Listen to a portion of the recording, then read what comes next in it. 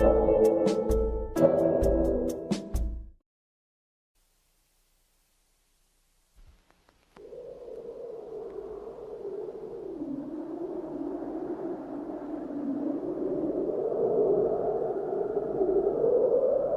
name is Victor Herman.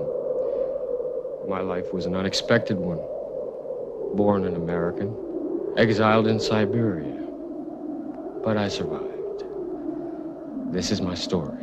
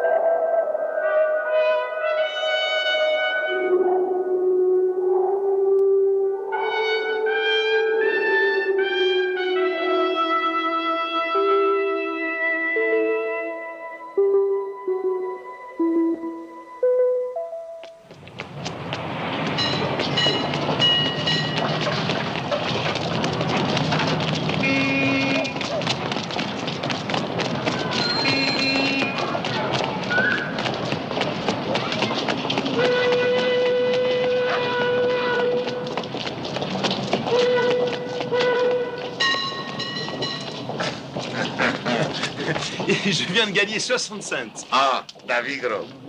Quoi, moi? David Gros. Non, non, non, je joue pas, non. Non, à la course. Non, dis-le-moi en russe. Je sais pas. Mais si, tu sais, Yavigrol est un avis. Yavigrol. Yavigrol est un avis. Yavigrol est un avigu. Mais il faut t'entraîner, mon grand. Quoi, m'entraîner? Mais bien sûr. J'ai pas besoin de m'entraîner. Bah, il faut pourtant que tu t'entraînes. Pourquoi? Parce que nous allons en Russie. Quoi? Nous allons en Russie. Nous allons en Russie? Oui.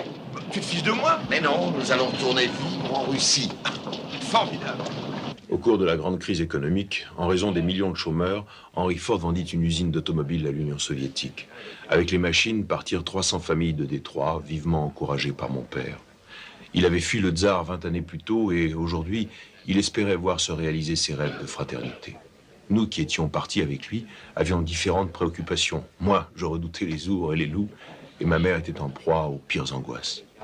Ta mère ne veut pas aller en Russie. J'en viens. Et à l'époque, je ne pensais déjà qu'à être dans un autre pays. Qu'est-ce que la Russie a fait pour toi, Herman? Pour moi? Et qu'est-ce qu'on a fait pour moi ici? Est-ce que tu t'es déjà posé la question? Toute ma vie, je me suis tourné du même côté. Et ce côté n'a pas souvent gagné, avoue-le. Tu le sais, Rose. Tu le sais aussi bien que moi. On a eu ce qu'on cherchait. Il y a beaucoup à faire ici. Oui, mais avant tout, c'est mon pays et je dois y aller. Je dois y aller pour l'aider. 3 ans, c'est quand même pas le bout du monde, hein? Mais tu peux rester ici avec Victor et Myriam. Il faut que j'aille là-bas, Rose. Et pour te dire la vérité, il vaut peut-être mieux que j'y retourne tout seul. Non, je veux y aller. Tu sais que les choses ne sont pas comme tu le dis, mon pauvre Sam. Plus personne ne parle de démocratie là-bas.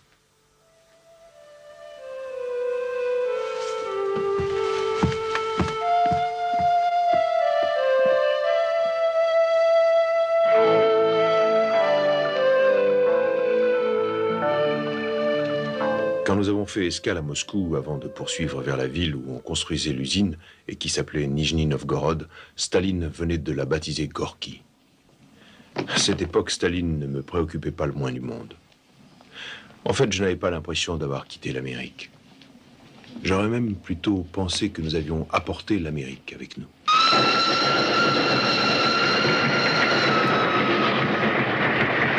Trois de cœur. 8 de carreau. Dame de pique. 4 de trèfle. 9 de pique. 7 de carreau. 6 de trèfle. Il y a un truc, il faut le trouver. Valet de cœur. Rose, reste ici.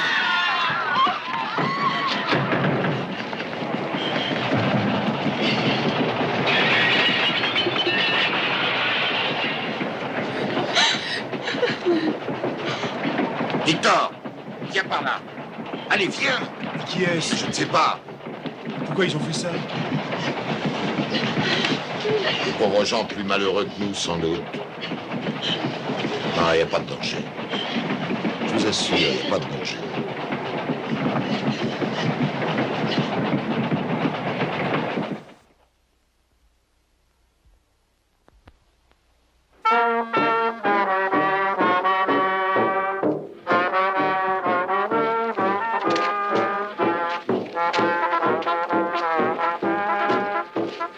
Ces gens près de la barrière ressemblent à ceux qui nous ont envoyé des pierres.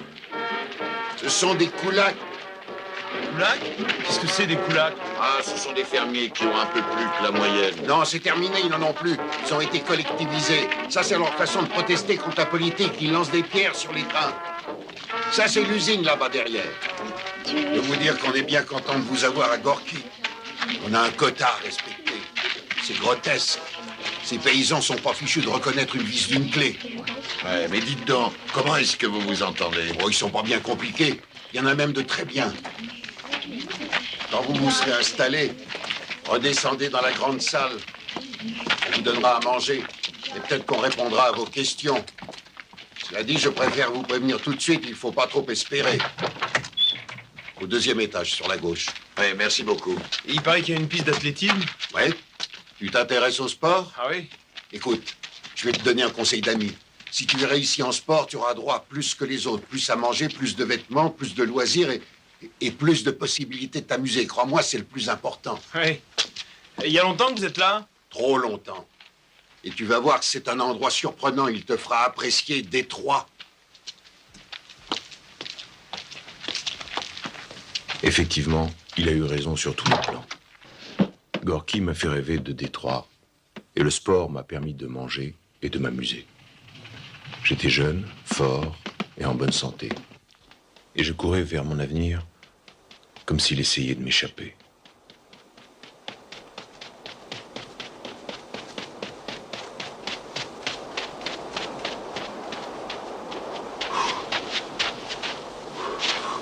Qu'est-ce que j'ai fait?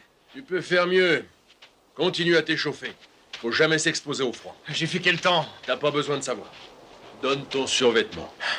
Ah, je parie que vous avez perdu le compte. Il faut dire Mississippi entre chaque chiffre.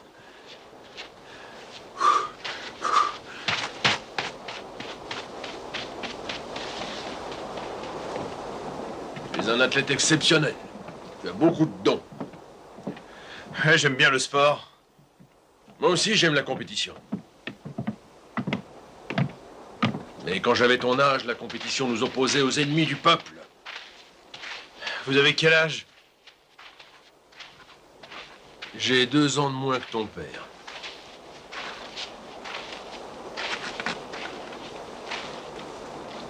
Tu as déjà envisagé ton avenir, Victor?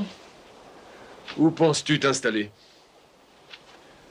Oh, mon père doit rester en Russie pendant 3 ans avant de repartir pour les États-Unis. Et si je te pose cette question, c'est que tu ferais bien d'envisager de devenir citoyen russe. Tu pourrais suivre l'enseignement d'un athlète de haut niveau. Je ne veux pas abandonner la nationalité américaine. Non, bien sûr, je comprends. Mais si tu voulais envisager la question, alors je serais peut-être encouragé à essayer de t'aider davantage pour faciliter ta carrière athlétique. Et je pourrais l'envisager. Bon. Bravo.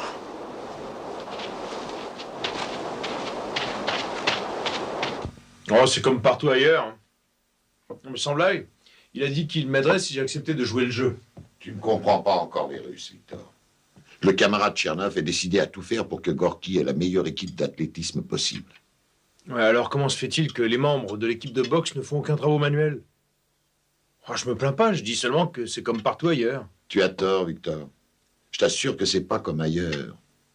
Ce pays fait quelque chose qu'aucune autre nation n'a fait. La révolution n'a même pas ton âge et les Russes ont déjà pris des mesures qui auraient dû normalement Demandez 100 à 150 ans. Ils ont rétréci l'histoire et ils sont en route vers l'avenir.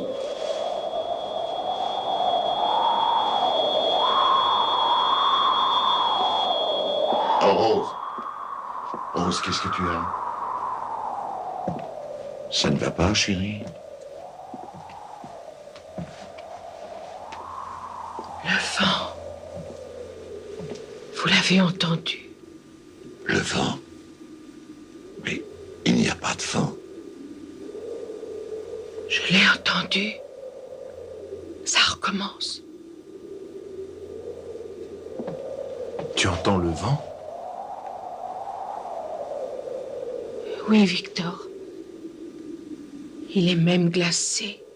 Il faut te couvrir chaudement. Promets-le-moi. Bien sûr. C'est promis. N'aie pas peur.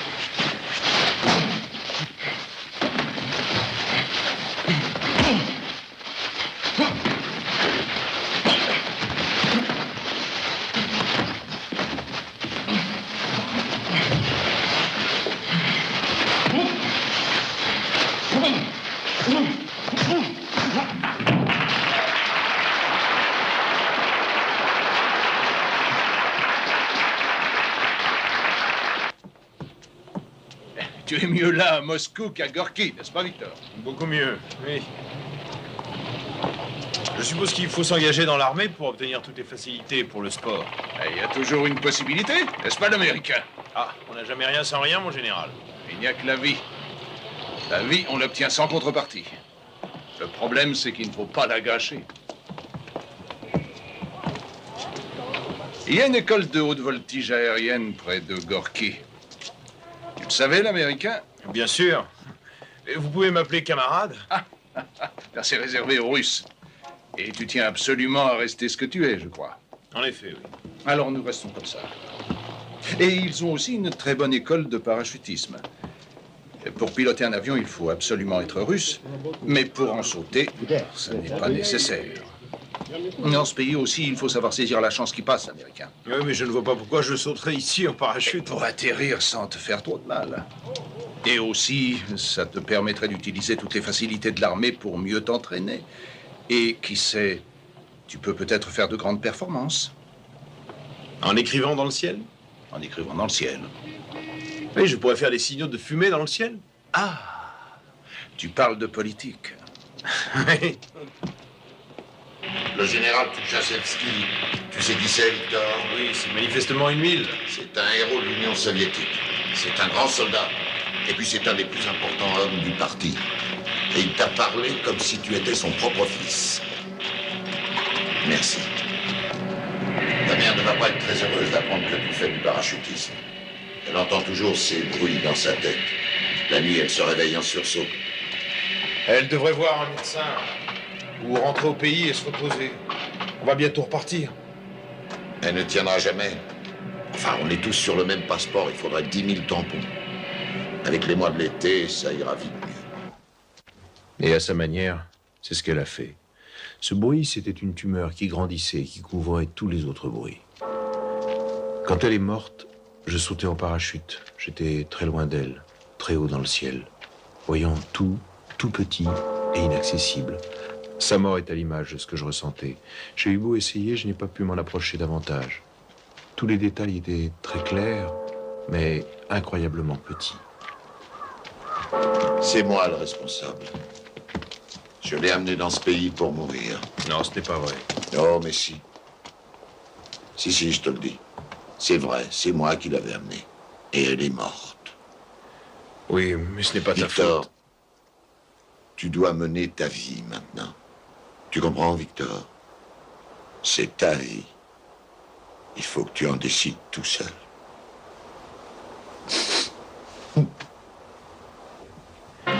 Et j'ai finalement tenté de battre le record du monde de chute libre. Pour calculer ma distance, je mangeais une pomme. Je mâchais 7 fois chaque morceau, et quand j'arrivais au trognon, j'ouvrais le parachute. C'était simple. Le tout, c'était de ne pas se tromper sur la grosseur de la pomme.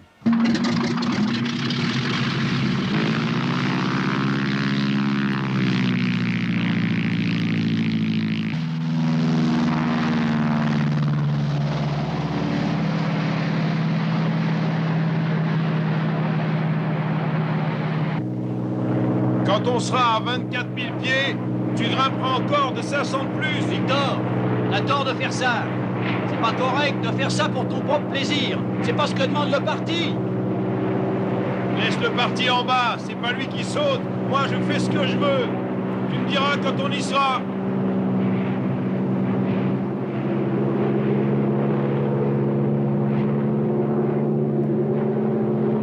Bonne chance.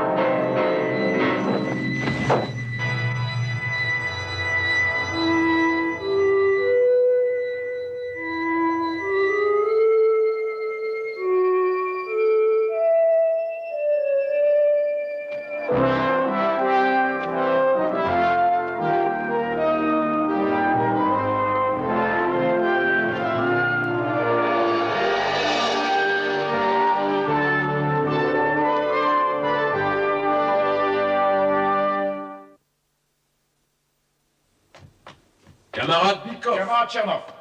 Bienvenue, camarade Herman. J'ai l'honneur de te féliciter, Victor, de la part du camarade Staline. Merci, commissaire. Mais j'aurais peut-être fait mieux avec un meilleur avion. En fait, oui, j'en suis certain. Et avec une pomme plus grande. Est-ce que tu te plais à Moscou? C'est la ville au monde que mon père préfère. Ah, c'est la ville au monde qu'il préfère. Alors ton père est donc à même de comprendre le grand honneur que le camarade Staline fait à son fils en lui décernant l'étoile d'or. Félicitations, Victor. Félicitations, Victor. Et maintenant, pour t'offrir cette décoration qui commémore ton record du monde, authentifié par les autorités internationales et la Fédération, je veux simplement ta signature, affirmant que tu es bien le Victor Herman qui a fait une chute de 25 000 pieds le 6 septembre 1934. Je ne vois personne d'autre dans la pièce. Mon père sera particulièrement fier. J'en suis sûr. URSS? Nationalité russe? Le record a été accompli en Union soviétique. Oui, mais c'est écrit nationalité et moi, je ne suis pas russe.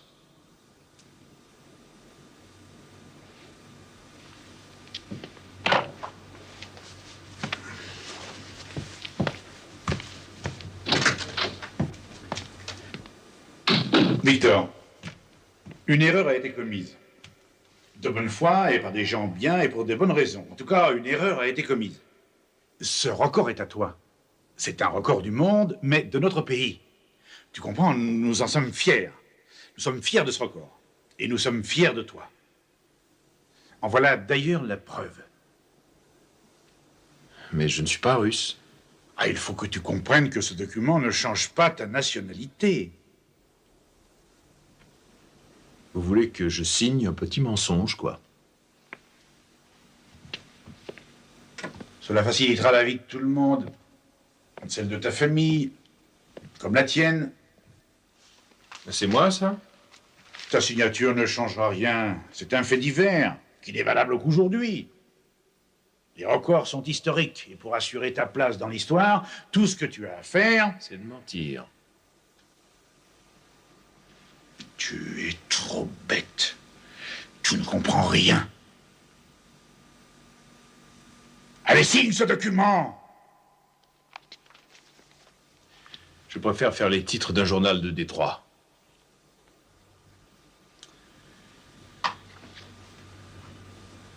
Très bien. Je renverrai cette médaille.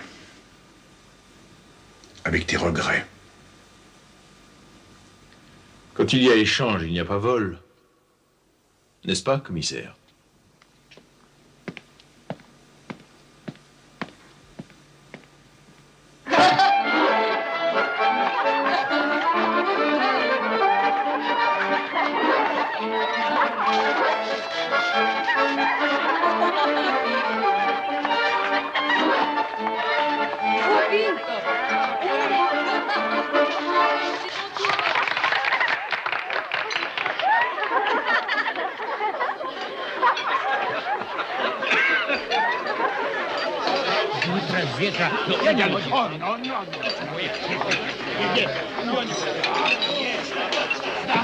Allez, amène-toi, Victor. Tu dois danser à mon mariage. Louska est une fille bien, tu sais. Et puis je ne peux pas dormir seul toute la vie. Ça ne m'intéresse pas du tout. Pourquoi tu es tellement triste ce soir? Pourquoi est-ce que toutes les familles sont reparties pour les États-Unis et nous, on est restés? Elles sont pas toutes reparties. Presque toutes sont reparties, du moins celles qui sont venues avec nous. Oh, si tu veux t'en aller, t'as qu'à t'en aller. Tu sais bien que je ne peux pas, tu as changé le passeport. Pourquoi est-ce que t'as fait ça? T'avais pas le droit. Victor, viens. Allez,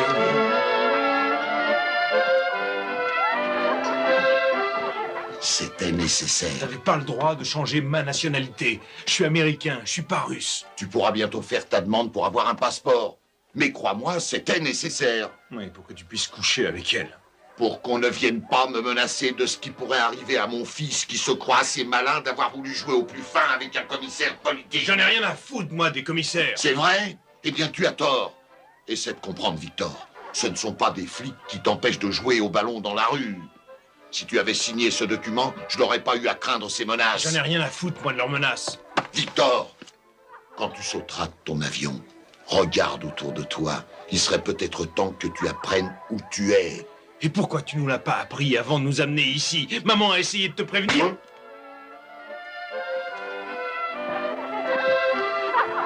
Victor. Tu viens, Sam? Vas-y, te gêne pas. Victor, excuse-moi.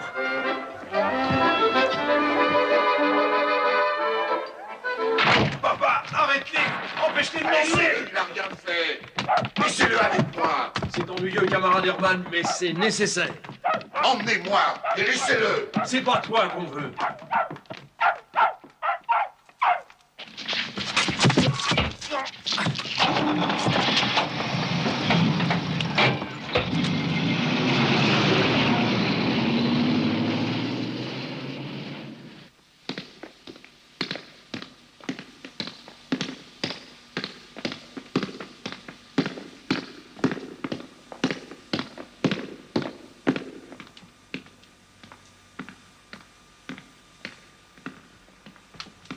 Attends.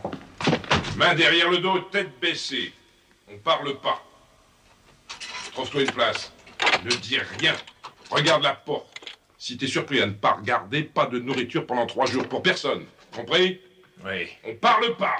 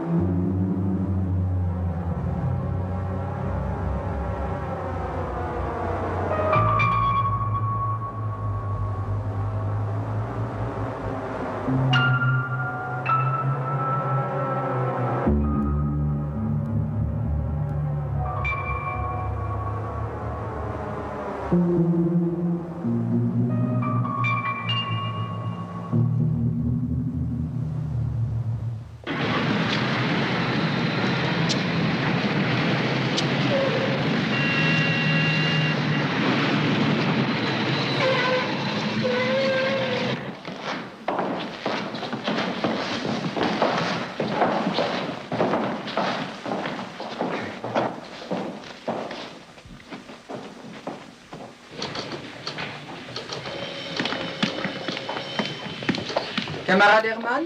C'est moi. Le général Touchachevski va te recevoir, camarade. Merci. Le général est très occupé, il ne peut pas être dérangé longtemps. Tu comprends? Oui, bien sûr. Je lui en suis très reconnaissant.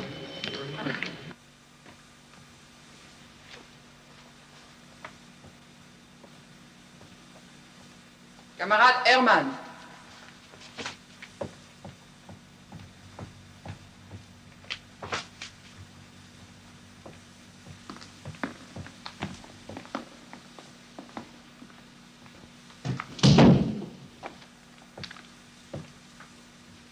Excusez-moi, mon général. Je sais que vous êtes terriblement occupé. Oui, je le suis. Pourquoi voulez-vous me parler? C'est pour mon fils. Victor Herman, vous l'avez rencontré. Quel est son rang et son régiment? Oh, il n'est pas militaire.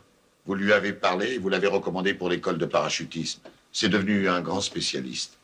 Ah, le Lindbergh soviétique. C'est bien le surnom qu'on lui a donné. Et vous voulez maintenant que je le recommande pour autre chose? On l'a emmené en prison.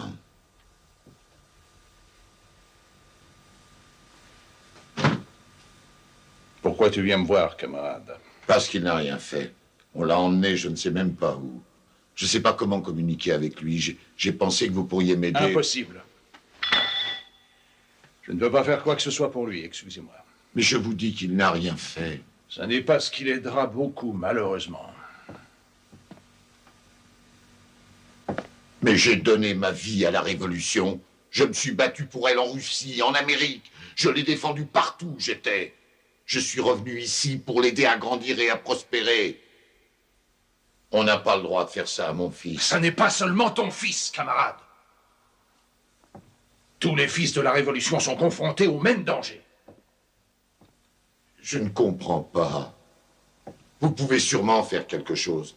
Vous êtes important, un héros de l'Union soviétique. Je suis moi aussi un fils de la Révolution, camarade. Et rien de plus.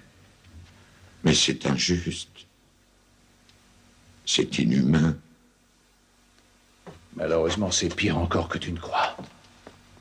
Mon fils! Et pour mon fils! Si je devais me trouver en sa présence dans un de mes voyages, je lui dirais que tu as essayé de l'aider. J'aimerais avoir un père, moi aussi, dans ces moments-là. Je suis désolé, je ne peux rien pour ton fils. Je ne peux rien faire pour t'aider, toi non plus. Ni mon pays, ni moi-même. Comme tu peux voir, je suis moins important que tu le dis.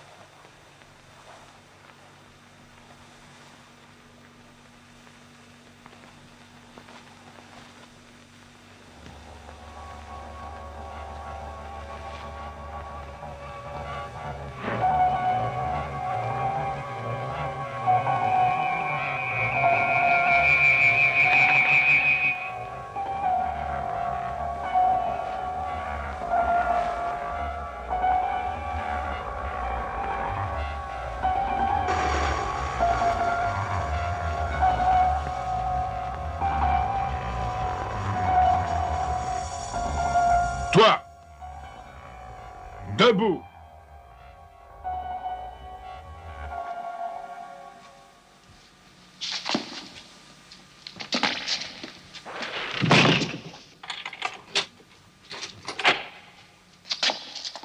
Les mains derrière le dos. Tête baissée. On ne dit rien.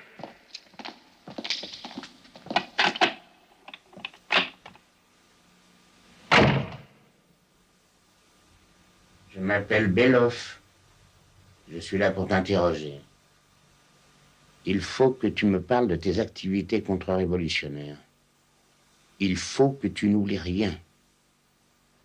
Je n'ai pas de... Je n'ai rien fait. On n'a dit rien! C'est moi qui te préviendrai quand tu pourras parler de tes activités.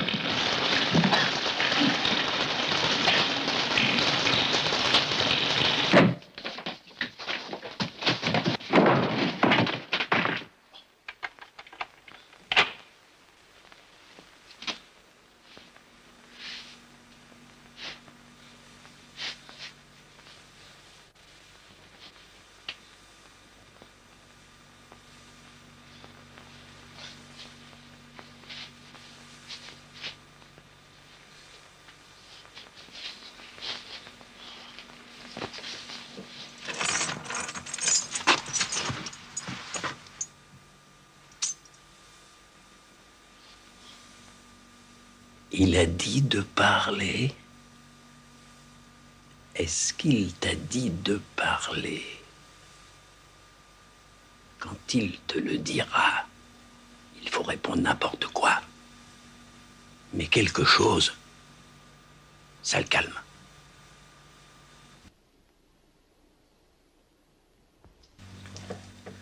Dites-moi. Demandez-moi.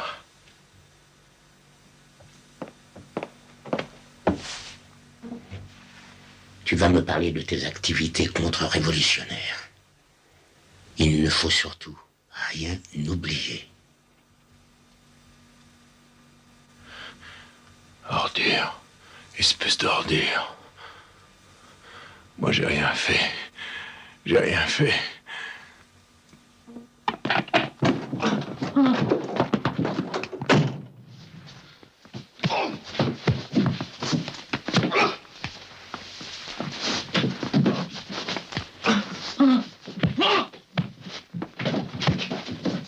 Il faut signer ces papiers avant de partir.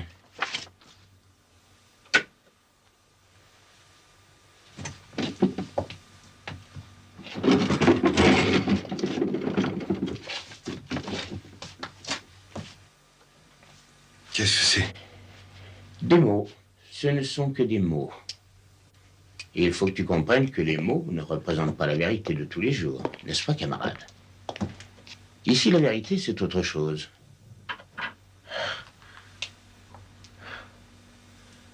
Qui est-ce que vous me faites accuser? Des noms. Que des noms, camarade. Est-ce que mon père est quelque part sur cette liste? S'il y avait le nom de ton père, tu signerais plus volontiers.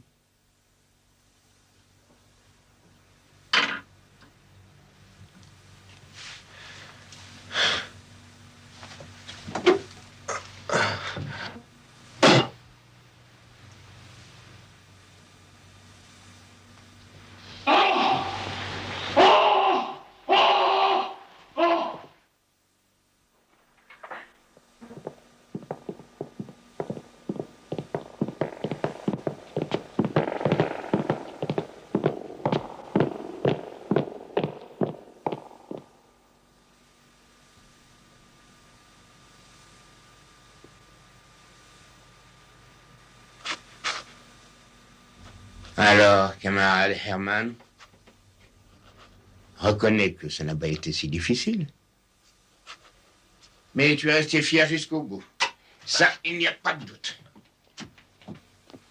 Bonne chance, camarade. Merci, camarade.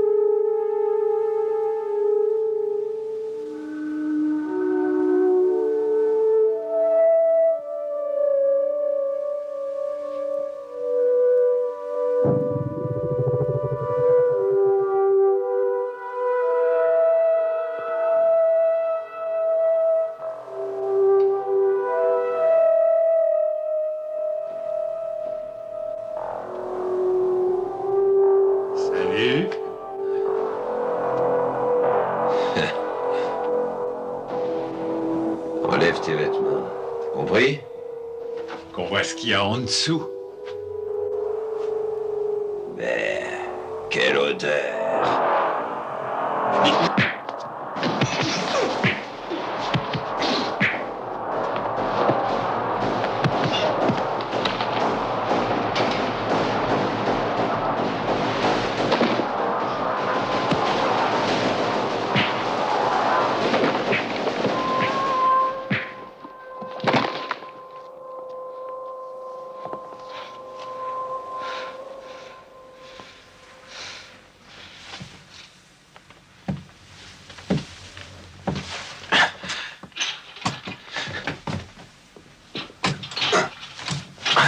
Maintenant, ça, c'est mon lit.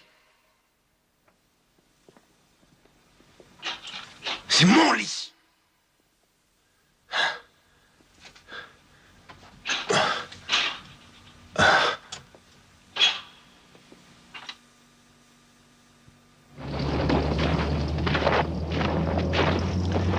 J'ai appris vite le seul et unique commandement de la vie en prison. Fais-le aux autres avant qu'ils te le fassent. Je ne savais pas que je n'étais qu'un des millions d'hommes que Staline exterminait dans les goulags. Tout ce que je savais, c'était que sans audience ni témoignage, sans la moindre chance de procès légal, j'étais condamné à 10 ans et déporté dans le nord de la Sibérie.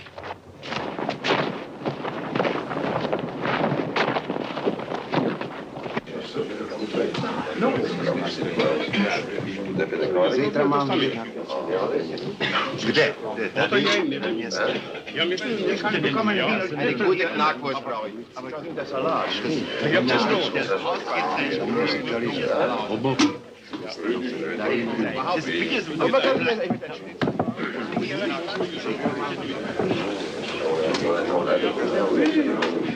Je veux cette couchette. Non. Bon, d'accord, d'accord. Je vais la prendre, la couchette.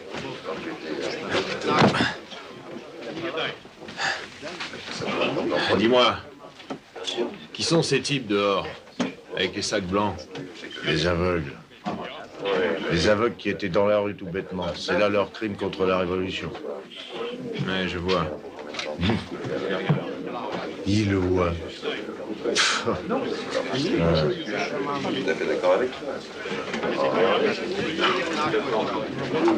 La vie dans ce camp est excessivement simple.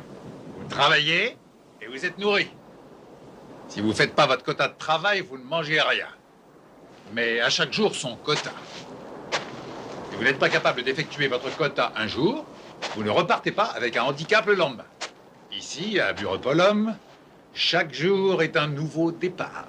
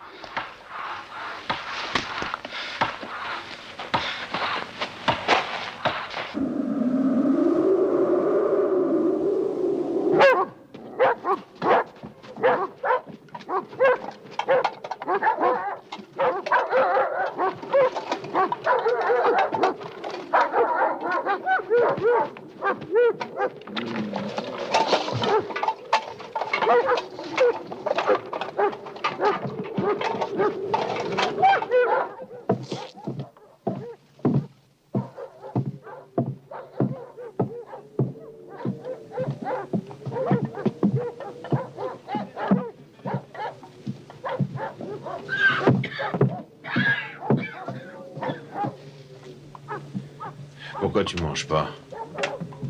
Je fais la grève de la faim. Tranche-toi plutôt la gorge, ça ira plus vite. Avec quoi? Une scie? T'as eu droit à combien, toi? 10 ans. Hein? Alors t'en ressortiras jamais.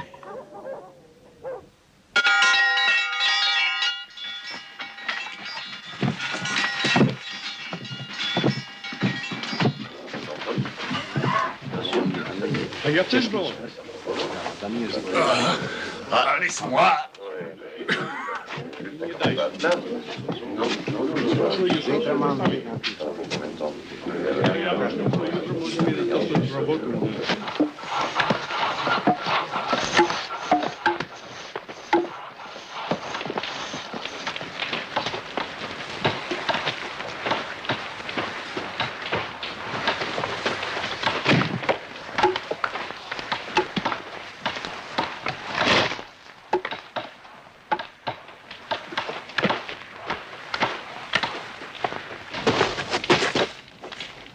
Laisse-moi tranquille. Il faut finir ton quota. Laisse-moi tranquille.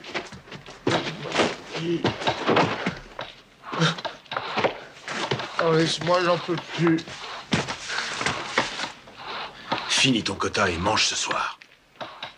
J'en peux plus. Mange ce soir. Et après, tu feras ce que tu voudras. Je ferai ce que je voudrais. Je ferai ce que je voudrais.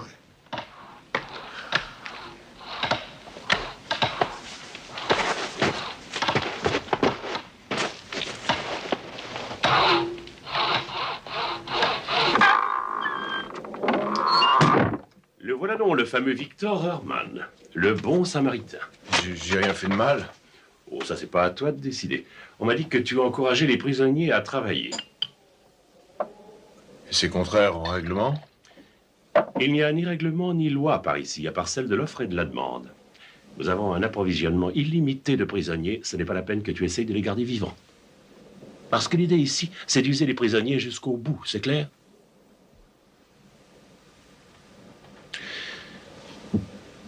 Bien. Et pour que tu n'oublies pas, je vais te transférer à Nouakchott. Là-bas, il faudra te concentrer pour arriver à survivre.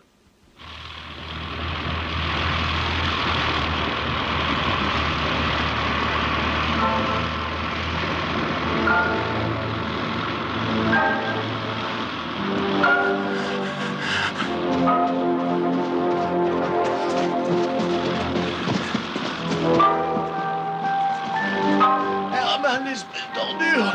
Pourquoi tu m'as pas laissé mourir quand je voulais?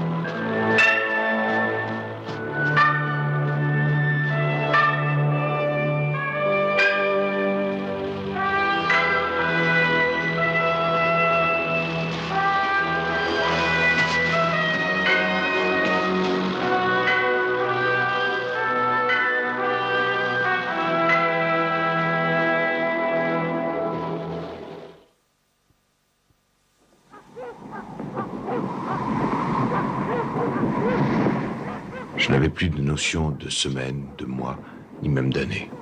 Et pourtant, elle s'écoulait. Je savais seulement que le bruit de la chute des arbres rythmait la fuite de ma vie. Et d'un camp à l'autre, j'apprenais à survivre.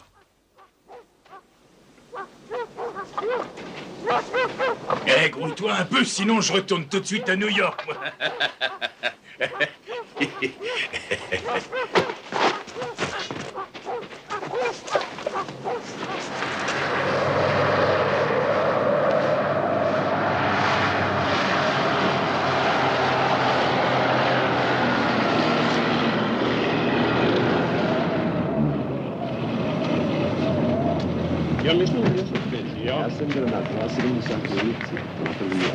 あ、やってるぞ。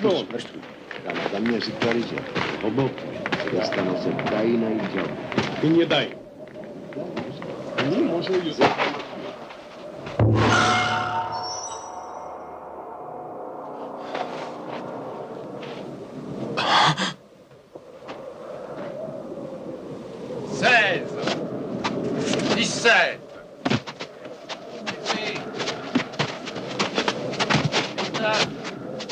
La dernière paire.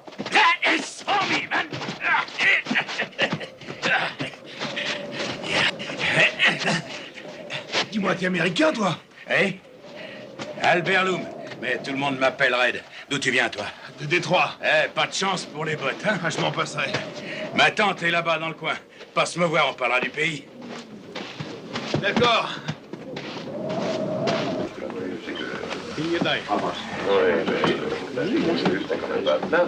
T'as déjà fait combien de camps? Eh ben, c'est mon 5e. Ton 5e? Ouais. C'est le pire? Il paraît qu'il y a pire. Mais je me torture pas l'esprit à imaginer comment. Ce qu'il faut éviter ici, c'est d'être envoyé dans les mines. Si on t'y envoie, c'est pour une semaine au moins.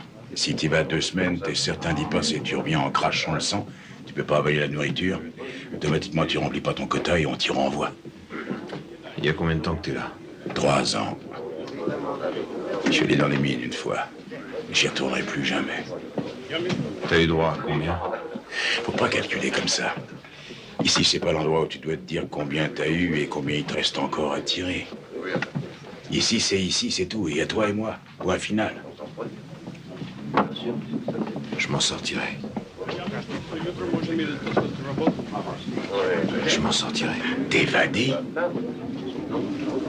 Ah oui, sûrement. C'est possible ici. Mais après, il y a de gros problèmes. Et le plus gros des problèmes, c'est les 4000 kilomètres entre le camp et le premier endroit où tu diras que t'es libre. Cela dit, si j'avais à parier sur quelqu'un qui réussirait le coup, ce serait peut-être sur toi. Peut-être. Hein. Mais il faut pas que tu en donnes l'impression. Ils recherchent les fortes têtes ici. Et s'ils en repèrent une, je peux te dire que la vie devient difficile. Quoi, tu me conseilles de relancer? Non. Mais attention à ce que tu peux faire.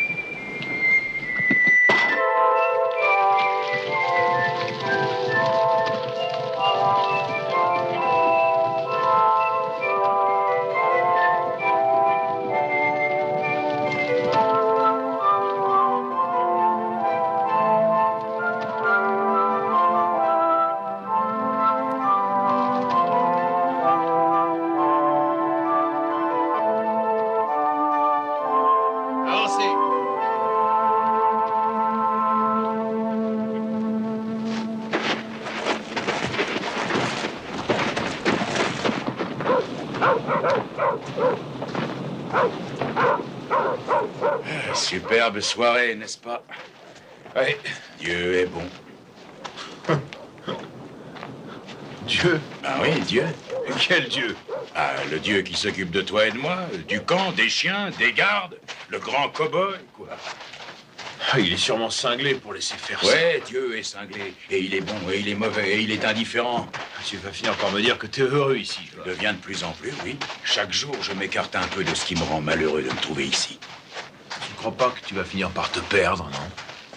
Tu ne veux pas retourner en Amérique? Libre? Oui, auprès de ta famille. Ah si, je voudrais bien, mais je sais que je peux pas. Et si jamais j'y pense, bah, ça me rend plus malheureux encore. Non, c'est ça, ma vie. Ici, aujourd'hui, je te parle. Tu comprends? Il faut que je sois heureux. Tu sais, je peux pas être d'accord. Et si j'arrête de croire qu'un jour je serai libre, si j'arrête de croire ça, je finirai comme tous les autres, je crèverai. Non, c'est pas possible. Il faut pas que je décroche. Fais comme tu veux. Mais quand on aura assez, il te restera toujours une méthode, Victor.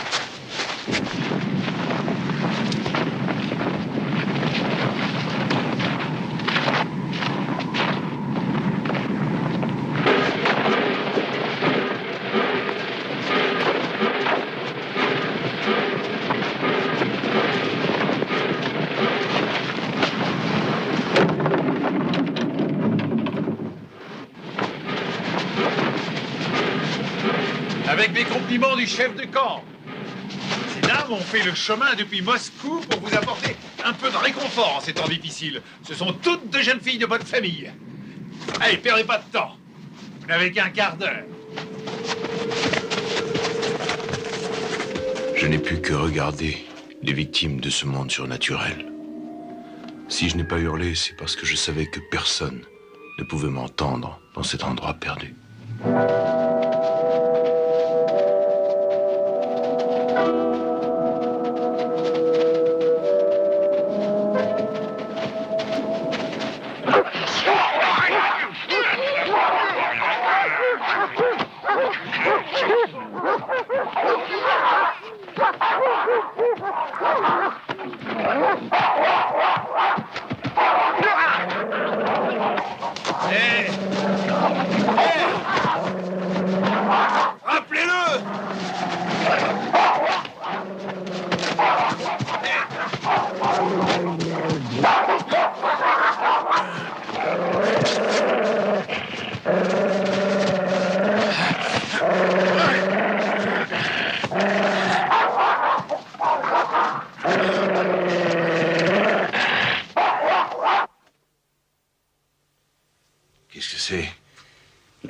il y avait beaucoup d'Indiens. Ils ont toutes sortes d'ormettes comme ça. Mais comment tu sais que c'est la même chose? Oh, ça empeste et ça pousse au pied des arbres. C'est dans la tête de toute manière, si tu crois vraiment l'ormette sera efficace. Enfin, t'as tué un chien. T'as une sacrée réputation à assumer et c'est par tes actions d'éclat qu'on s'est remarqué ici. Tu penses que ton Dieu a remarqué quelque chose? Alors ça, il n'y a pas de problème.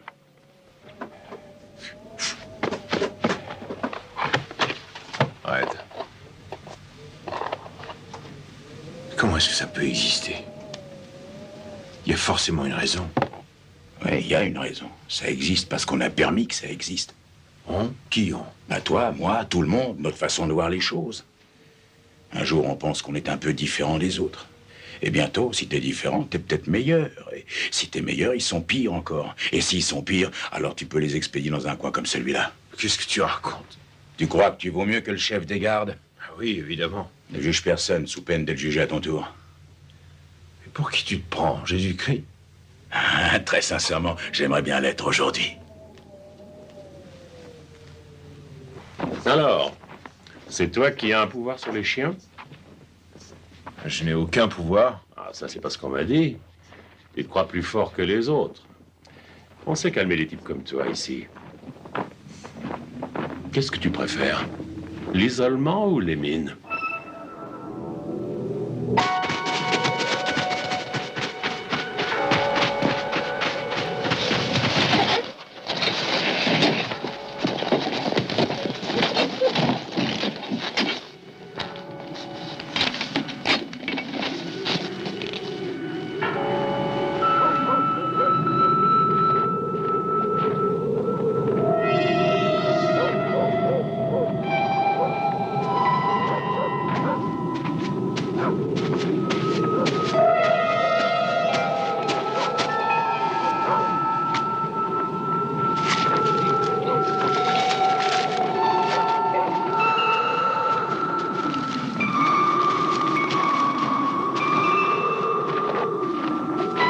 Cavalier prend le fou.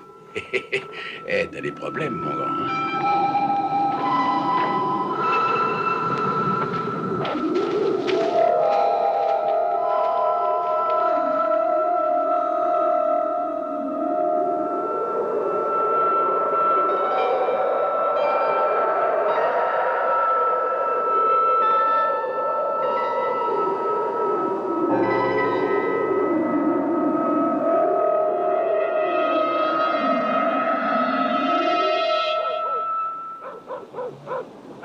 Comme ça, tu crois pouvoir me prendre ma reine, hein? Ça va pas être facile, je te vois venir, tu sais. Tu veux entrer là-dedans avec lui? Hein? Non, merci, non, je fais que passer. J'essaye de lui apprendre les échecs, mais il est vraiment pas doué. Ne reste pas là.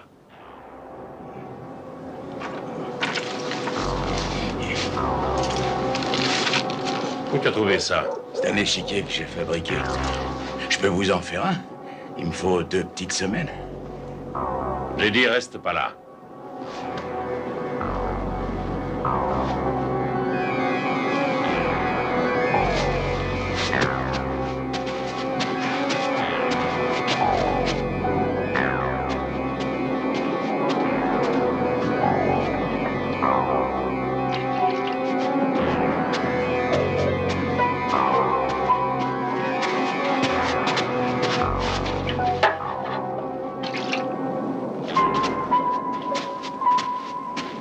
Il paraît qu'on déménage.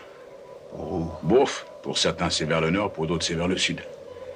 On peut vraiment aller encore plus au nord? Ben évidemment, on peut aller au pôle. Tu vois, à mon avis, le pôle c'est un bout de bois planté dans le sol. Quand j'arriverai là-bas, je lèverai la patte comme un chien et je pisserai dessus. Red, j'ai envie de tout plaquer. Très franchement, je te comprends, mon grand. Mais ce sera un peu dommage, hein, maintenant que tu t'es tant accroché. T'as jamais eu envie de tout plaquer? Ben, il y a longtemps que c'est fait. C'est le seul moyen de surnager. Mais réfléchis 2 secondes. Quand tu sortiras d'ici, tu seras capable de vivre n'importe où. Plus rien ni personne ne pourront te faire peur. Tu ne rêveras plus d'argent, ni de puissance, ni de gloire. Tu seras guéri de toutes les plaies qui pourrissent l'humanité. T'es cinglé. Tu crois qu'on est normal dans ce pays?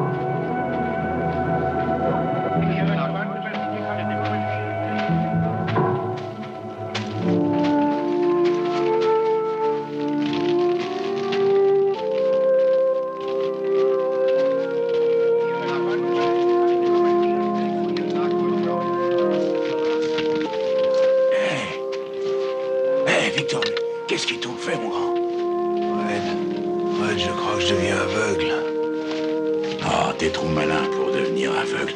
Allez, viens sous la tente, tu vas récupérer. Allez, allez, debout. Allez.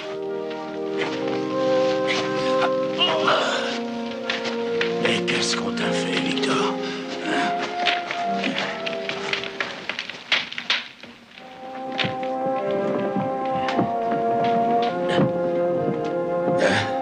Allez, Victor. Tu vas rester sur ma couchette jusqu'à ce qu'on t'en éjecte.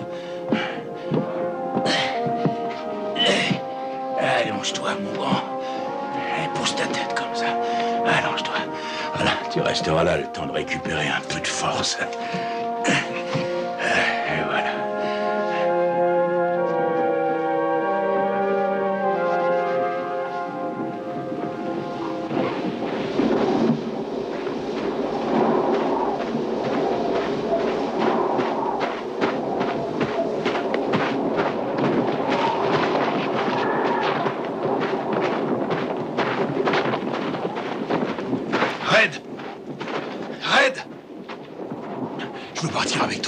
La route est beaucoup trop longue.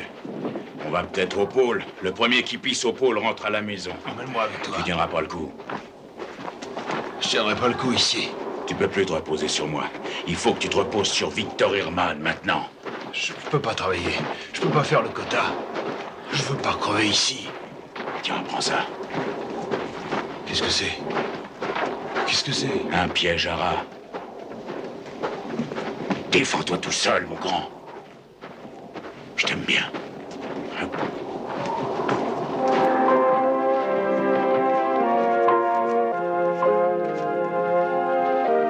Je t'aime bien, moi aussi.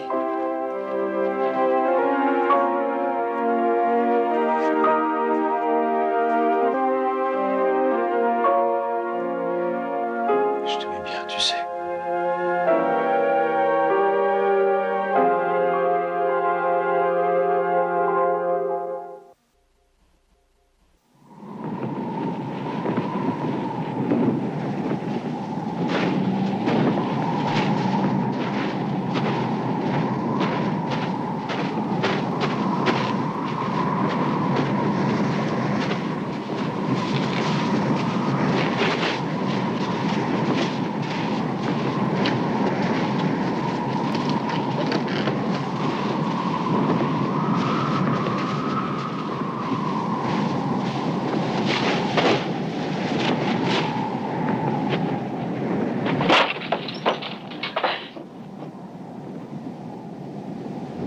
Il faut un certain temps pour noyer un rat.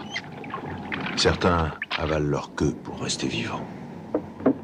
J'avais l'impression de me regarder me débattre dans cette eau, et je les respectais.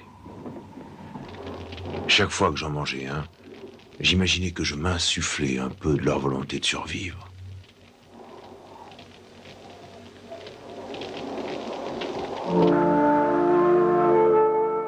On nous déplaça au printemps 1944. En route, on trouva des soldats allemands prisonniers. C'était la première fois qu'on entendait parler de la guerre. Si j'avais été libre, j'aurais probablement participé à la guerre. Je me serais battu aux côtés de mes gardiens pour défendre leur liberté au péril de ma vie. Mais finalement, j'ai survécu 4 ans de plus. Je regrettais surtout de ne plus revoir Red. Il était peut-être parvenu jusqu'au pôle Nord.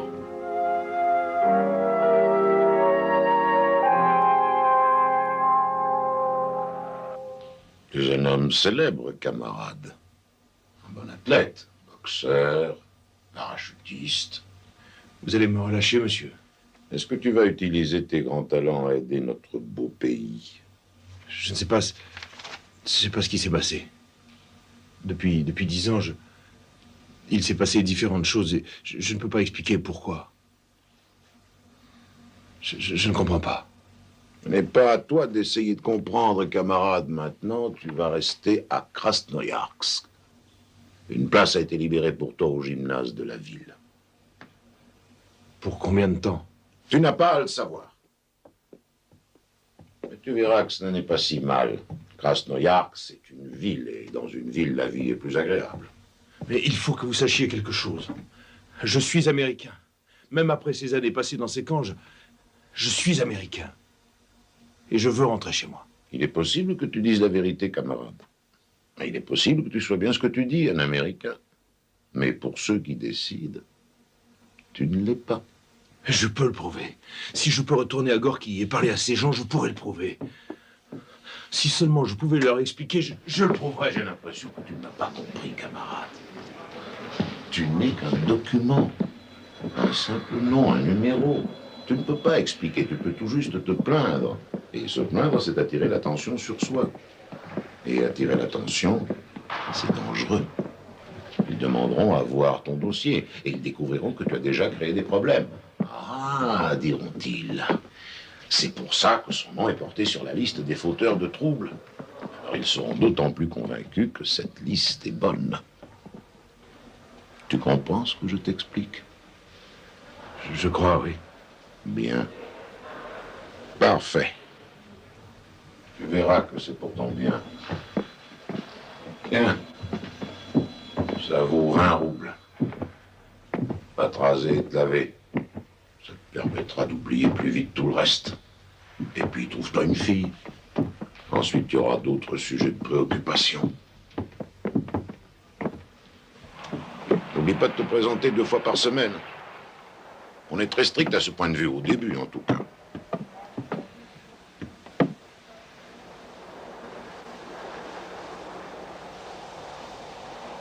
Mais je sais. Je sais. Tu verras, tu réagiras. Beaucoup de ceux qui reviennent des camps ont du mal à s'adapter.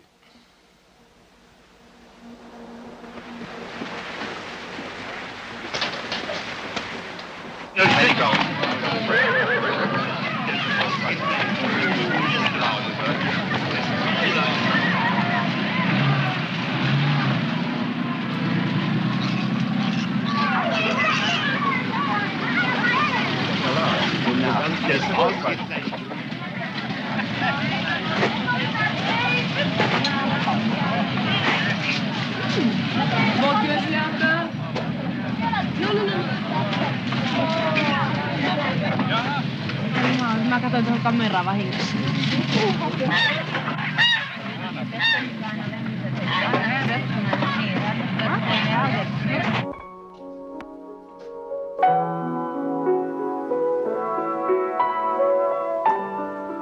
J'étais assis dans ce bain et je crois que c'était comme si je me noyais.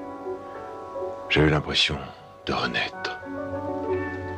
Je retrouvais des sensations que je croyais avoir oubliées depuis longtemps. Je suis resté dans cette eau chaude jusqu'au moment où ma peau est devenue ridée comme un parchemin.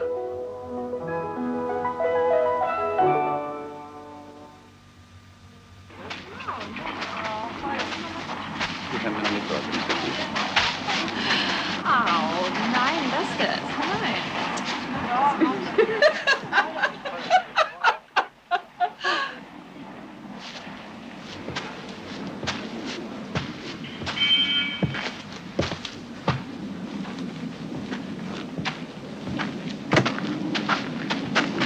Hé!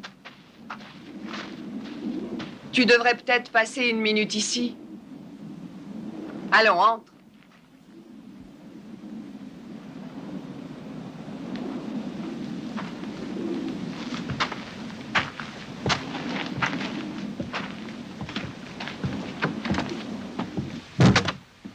Tu viens d'être libéré, n'est-ce pas?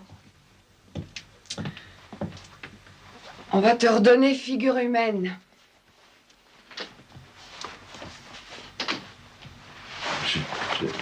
Je n'ai que ça. C'est largement suffisant pour te raser de près. Allez, viens. Je vais t'arranger. Tu verras, tu te sentiras beaucoup mieux. Voilà. On va mettre un peu de musique. Au revoir. Je parie que tu as une tête intéressante là-dessous.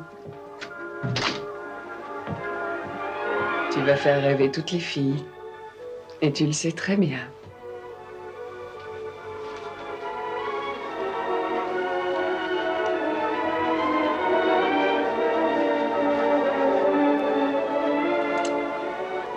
Le parfum, la musique, toutes ces sensations.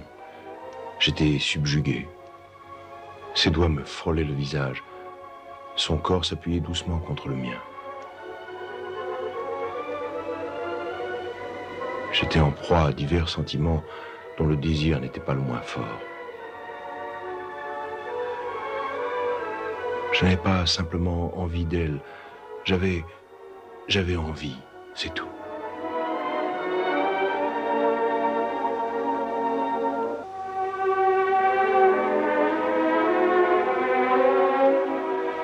Et là, je le savais bien, tu es un beau garçon.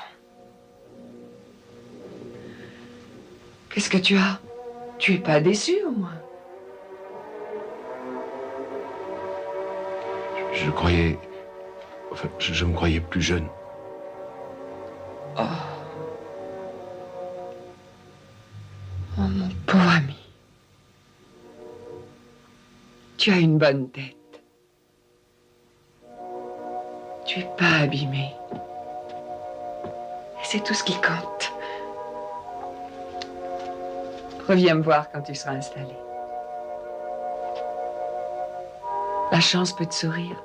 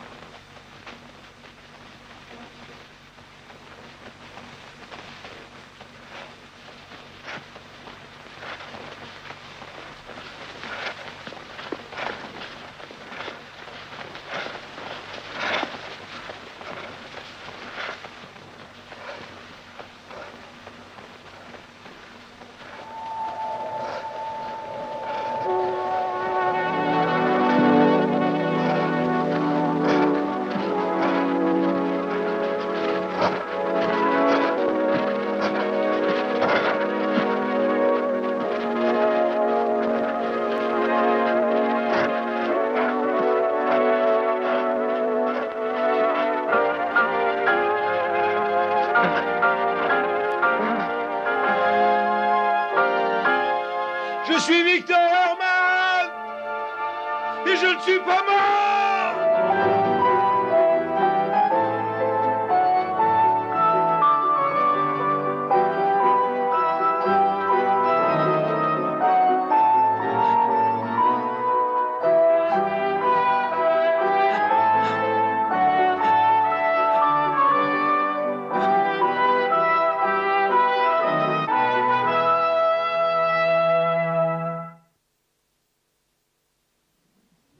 La liberté, même surveillée, est une sensation enivrante. Pendant un mois, pendant que je m'installais à l'Académie des Sports, je redécouvrais le grand luxe de pouvoir faire plus ou moins ce que je voulais, de manger ce dont j'avais envie et de dormir quand je le décidais.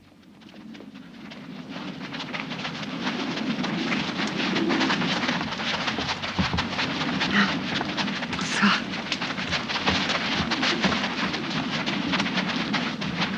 Bonsoir. Bonsoir.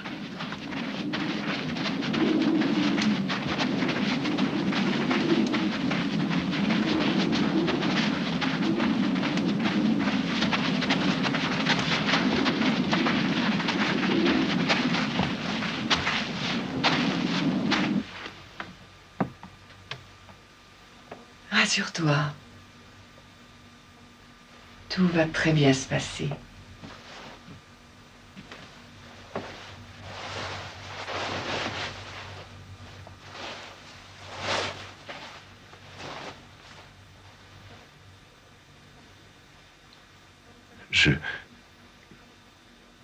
Je n'ai jamais couché avec une femme. Et je n'ai jamais couché avec un homme qui n'a jamais couché avec une femme. Alors tu vois, c'est la première fois pour toi et moi.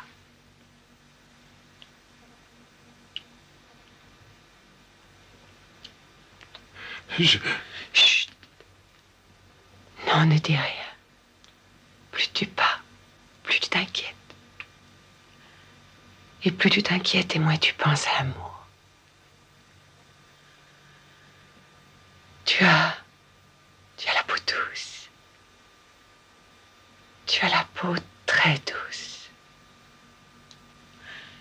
Et un jour, quand ta femme admirera la façon dont tu lui fais l'amour, tu souriras gentiment.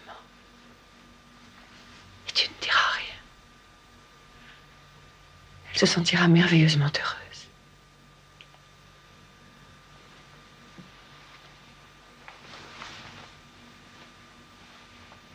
Comme je le suis en ce moment. Non, attends. Regarde. Il faut le tourner, tu vois. Il faut tourner le poignet pour être efficace.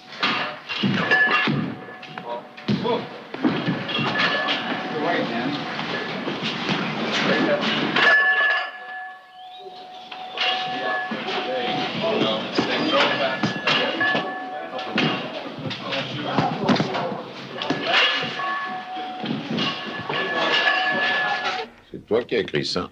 J'ai écrit à mon ambassadeur. Il est formellement interdit à un prisonnier politique libéré sur parole de contacter les représentants d'une puissance étrangère, camarade.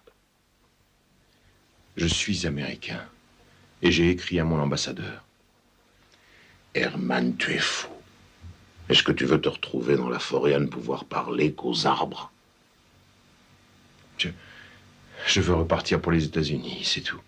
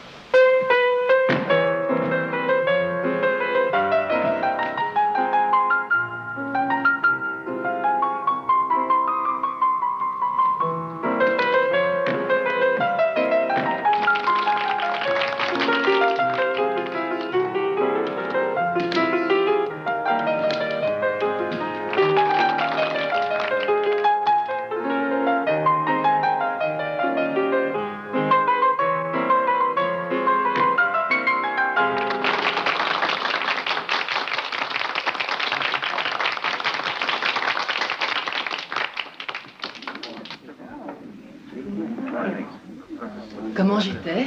Tu étais magnifique.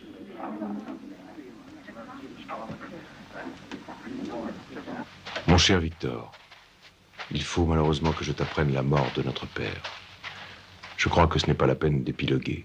Il a vécu sa vie et aujourd'hui, il est mort. Je sais que tu vas le pleurer avec moi.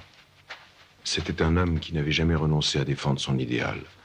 Cet entêtement a bouleversé les dernières années de sa vie. Il a toujours fait ce qu'il pensait être bien. Il faut que tu le crois. Ta sœur qui t'aime, Myriam. Post-scriptum, je n'ai pas obtenu l'autorisation de venir te voir.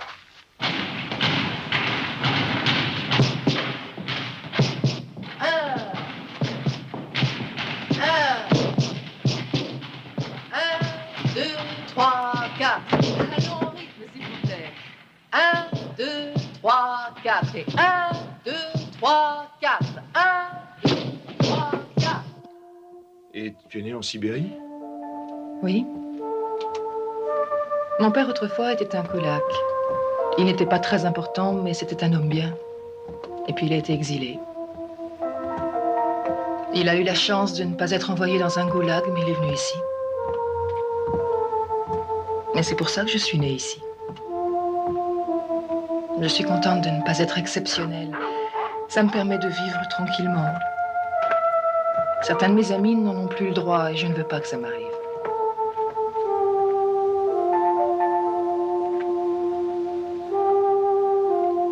Pourquoi tu me regardes comme ça? Pour la même raison que tu me regardes comme ça.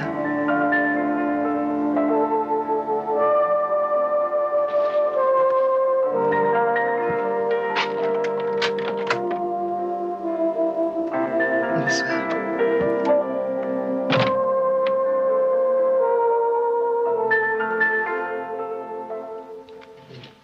J'avais un ami. J'ai un ami. De mon camp là-bas. Il disait que si j'arrivais à survivre au camp, je survivrais à n'importe quoi. Il avait pas tort. Il disait que je rêverais plus d'argent, ni de puissance, ni de gloire.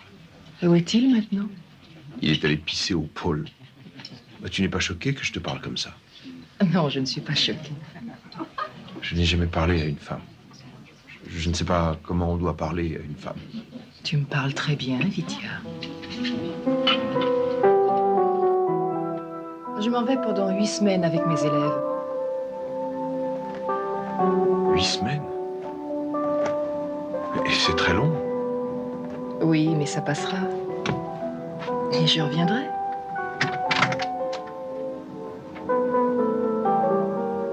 Pourquoi tu me regardes comme ça? Pour les mêmes raisons que tu me regardes comme ça.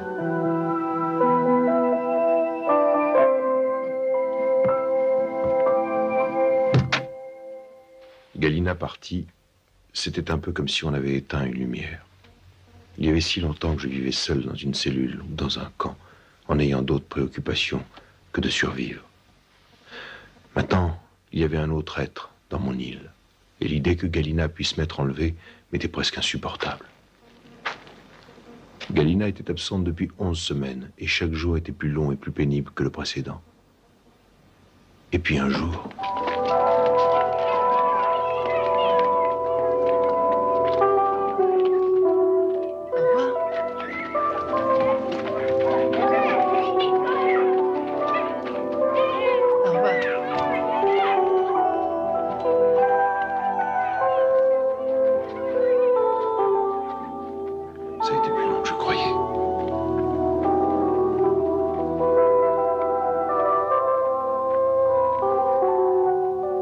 Galina. Moi aussi.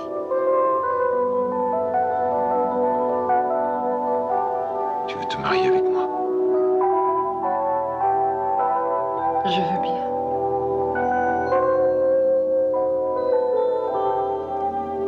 Je veux bien.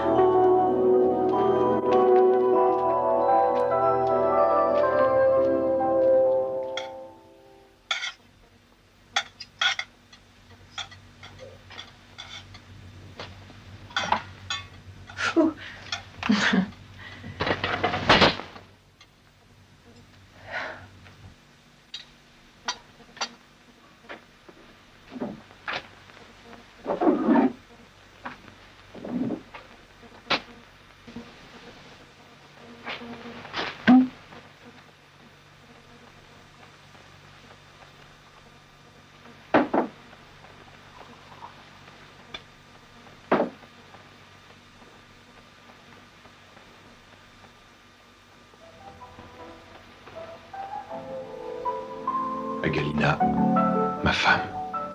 À Vitia, mon mari.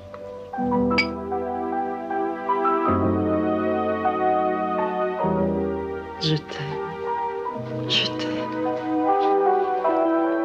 Je t'aime.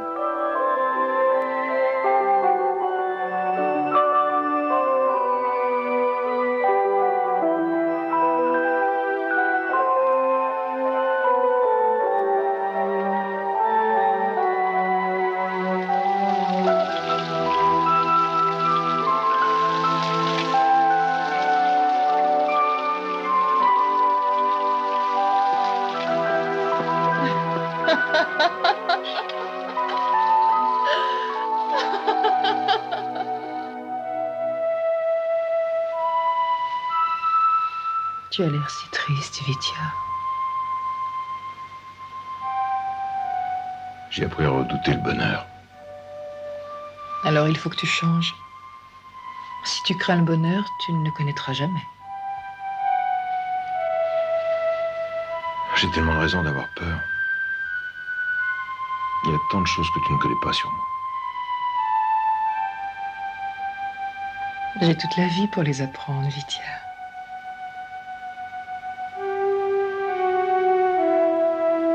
Il y en a une qui est très importante, Galina. Plus importante que n'importe quoi. Je suis américain. J'espère bien un jour pouvoir retourner aux États-Unis. Alors est-ce que tu viendras avec moi? Bien sûr. Tu peux aller où tu veux. Je serai là.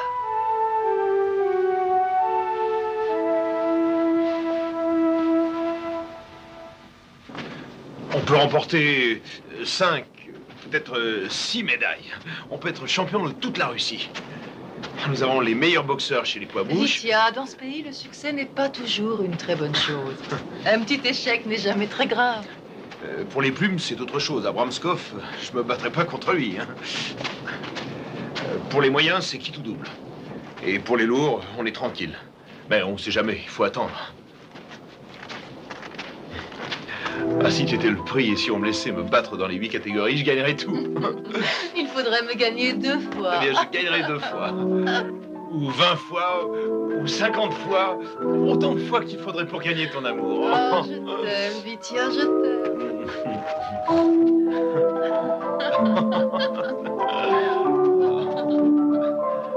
Mon père disait toujours que c'était la femme qui devait reculer à la danse. Mais ton père avait tort. Oui, je sais.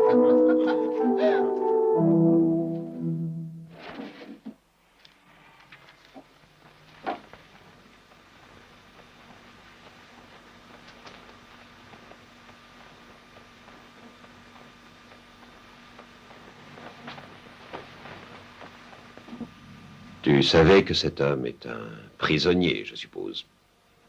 Je sais. Et que c'est un Américain. Je sais. Et tu sais que c'est un Juif. C'est mon mari. Et je suis au courant de tout. Maintenant que tu t'es arrangé pour mettre cette pauvre femme enceinte, j'espère qu'elle n'aura pas à le regretter.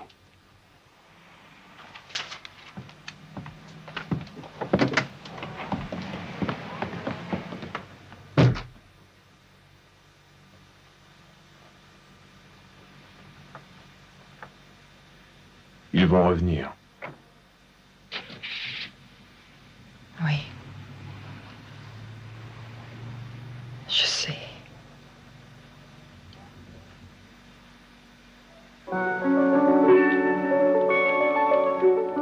Ils nous ont laissés tranquilles pendant 1 an.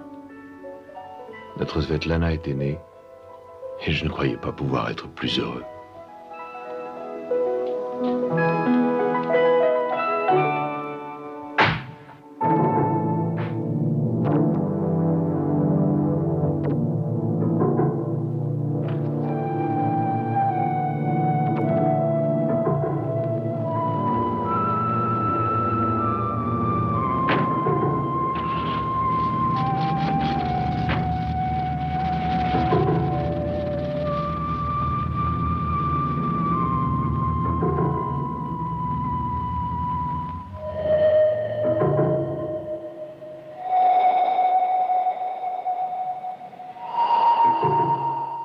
Et une fois de plus, ils me déportèrent vers le nord, sans explication, sans accusation.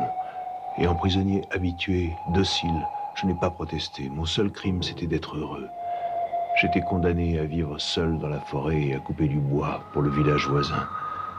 Rien n'a été dit pour Galina ou Svetlana, comme si elle n'avait jamais existé. Et je suis retourné vivre au milieu des arbres. J'ai laissé l'hiver me glacer mes sentiments. J'étais devenu un arbre, comme tous ceux autour de moi. Je leur parlais, et la nuit, quand j'étais allongé dans ma cabane, ils me parlaient à leur tour. Ils étaient les porte-paroles de tous ceux qui mouraient dans cet enfer blanc. Je savais que je ne partirais d'ici qu'une fois mort, et à la date que je choisirais.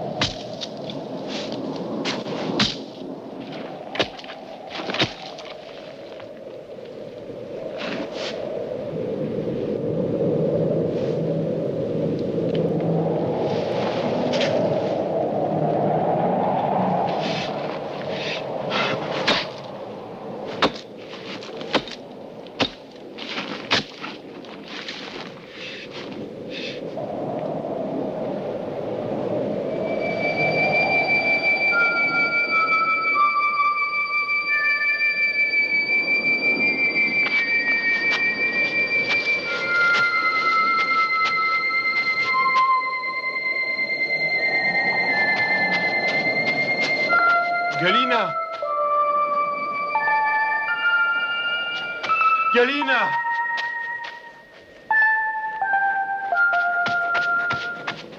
Galina! Je suis venue. Comment tu es venue jusqu'ici? J'ai marché.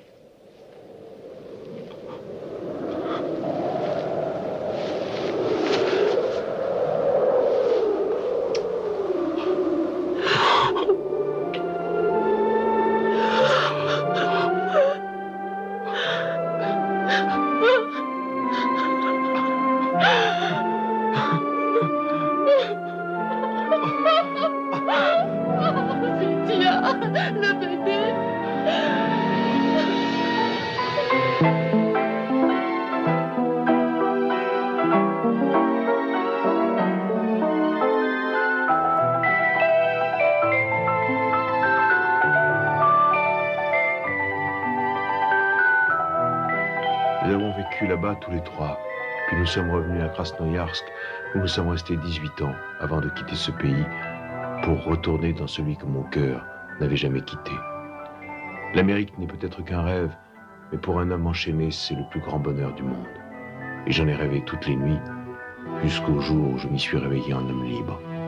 L'Amérique m'a apporté le rêve de la liberté et Galina, celui de l'amour. Les deux sont indissociables. Et je les souhaite à tous les hommes. Sans eux, nous ne sommes que des animaux.